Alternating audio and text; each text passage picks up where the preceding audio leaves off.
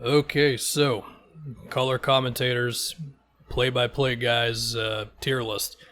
I mainly wanted to do national people. If I'd started doing local commentators, and I don't really know what would have been the cutoff, so although Knicks fans especially will notice that there is one local color commentator here. Here we go. Jeff Van Gundy right off the jump. You know, Jeff Van Gundy is very smart. I think he's really good at recognizing what the defense is doing and substitutions, and I just think he's really good at noticing like immediately changes in the game and stuff, but he also can be really annoying and complain about refs or complain about just anything he can think of.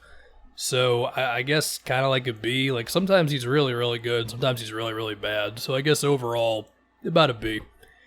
Marv Albert. Of course, Marv has been at it for a long time. He just retired, of course, and he's got iconic calls. The one that I think of the most is a spectacular move by Michael Jordan. That said, Marv did lose his fastball a while ago. The past few years were more so him saying players' names wrong, or just being a second or two late on things, or saying it's a three-pointer when it's a mid-range. So I don't know, it's kind of tough. Like, I could give him the S because of the legacy. Maybe an A. Is that fair? A or a B? I don't know. I guess we'll put Marv at B or at A for now. Maybe I'll talk myself into B later on. Mark Jones, I think, has been one of the more underrated play-by-play guys for a while. He is the Kings commentator now, but he's mainly done ESPN. I think his go-to is like he's hotter than fish grease or something like that. I do like Mark. I think he walks the line pretty well between being old and not old, I guess, if that makes any sense. I'll give him an A. I like Mark Jones a lot. Reggie probably gets a C. I feel like at his best, Reggie Miller is just kind of there, and at his worst, he's annoying. I don't think he's particularly insightful or funny or whatever. And again, sometimes he's just annoying, so I think Reggie gets a C. Mike Breen, I think I want to give Mike an S. The bang is, of course, iconic. And the voice is great. He also managed to make the Knicks a lot more watchable in years where there wasn't a whole lot else to watch. And you know what? I'm just going to do this now. Speaking of the Knicks, Clyde Frazier also gets S. He's the only local guy that I picked. Everybody else is on national TV while doing local stuff. But Clyde is so good, and Mike Breen, these two together are so good. I mean, Mike doesn't do every Knicks game because he's got ESPN and stuff, and even then, Clyde is still great. You know, the nicknames he has for players and the way that he just rhymes random things together, and his voice is great for it. And he's also realized over time that less is more when it comes to color commentary, because some color commentators just don't shut up. I think he's great. So there you go. That's the one local guy. Now we get to Chris Webber, who does no longer work at TNT, by the way. C-Web, he gets a D. Look, C-Web, great player, should definitely be in the Hall of Fame.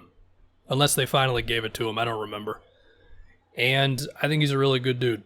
But the run-on sentences, starting a sentence and not knowing where it's going to end up. I've seen jokes on Twitter that he gets paid per word, and it would be understandable because the guy would just start talking and rambling, and on top of that, he would just have dumb moments. It seemed like every single time, without fail, somebody makes a mid-range jump shot, he's got to go into some spiel about analytics, and eventually it's just too much. So C-Web gets a D. Richard Jefferson, I think some people hate Richard Jefferson. I give him a B. To me, RJ, he's got a good understanding of today's game. He can be funny. I think sometimes he tries a little too hard to be funny, and it doesn't always hit. But I do like him overall. He's not annoying with analytics or whatever. And I think he's got potential to keep on getting better. Kevin Harlan, we're going to go S tier on Kevin Harlan. I think he was always better than Marv Albert. To me, Kevin Harlan is the best at getting really loud for a moment, but still sounding like an actual person. I think the one call I think of the most with him is LeBron James with no regard for human life, which a friend of mine hates, by the way. So yeah, Kevin Harlan's great. I love him. Doris, Doris Burke. I'm thinking either B plus or A. I don't know. Maybe A for Doris. Maybe I'll end up changing my mind in a moment. I feel like with Doris, also, I'm putting Marv Albert at B. I get it. He's around for a million years, but like, I don't know. Doris, similar things to RJ. Gets today's game, really enjoys her job, doesn't go into some annoying thing about three-pointers or analytics or whatever, has takes on the offense and the defense and substitutions and all that. And the only reason that she's not an S tier is because Clyde is the standard for S tier, and I'm sorry, but you're just not touching Clyde Frazier on color commentary. Now we have Ian Eagle, who, similar to Mark Jones, I think is very underrated. I'm going to give Ian Eagle an A. He's awesome on Nets games.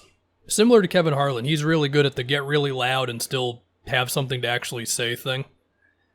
I love how on Nets broadcasts, he's not a super homer. And then he does the national stuff, of course. I think just from this tier list, you can see that I definitely have more play-by-play guys in S&A than color commentators. What does that have to say about commentary? I don't know. Might say more about me than anything.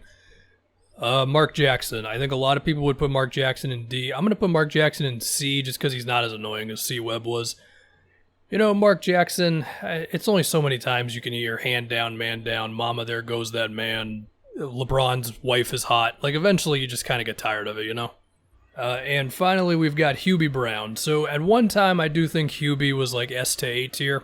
Similar to Marv Albert, definitely lost his fastball some time ago. Still really, really loves his job. I think he does do a good job of keeping up with the NBA. I just feel like Hubie reads stats too much. I feel like that's all he does now. Like, he's not really talking about specific coverages or substitutions. He's just kind of like, now come on now, you got to get this guy going. Like, this is one of the better scorers in the league. We see the 12 for 16 from the field. And it's like, Hubie, are you actually saying anything? But he does still have a charm about him, mainly because I do really think he loves his job.